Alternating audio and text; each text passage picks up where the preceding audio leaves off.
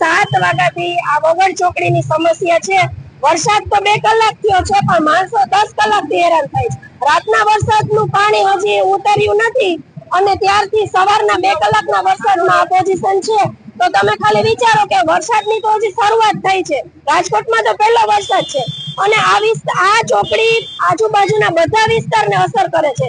કારખાને જતા માણસો, કાપડ જતા માણસો, સ્કૂલે જતા છોકરાઓ બધા માટે આ ટચ છે થાય છે। જો આ બેન પડી ગયા બિચારા, આમ કેટલા વાહનો બંધ થઈ જાય, આ સારું ન કહેવાય। હવે કોઈ તંત્ર સમજવું જોઈએ ને, આ રસ્તો બંધ કરાયો છે એટલે બાકી પાણી ઓછું ન થાય તો પછીની સમસ્યા છે, પણ જે આજે મારા જેવા ઘણા બધા હેરાન થયા એમ કોઈ હેરાન તો ન થાય। આટલું બધું 3 કલાક થઈ, ચા પાણી નાસ્તો, ઘરવાળાને તેડવા બોલાવ્યા કે તમે મને લઈ જાઓ, અહીંથી હું હાલી શકું એમ નથી। હાલ આપણે જે આ વગર ચોકડી છે, પ્રથમ વખત અહીંયા પાણી ભરાના છે અને આપણે પાણીના નિકાલની વ્યવસ્થા અહીંયા છે। ફક્ત એક લાઈન ચોકઅપ થઈ જવાથી આ પાણીનો નિકાલ નથી થઈ શક્યો।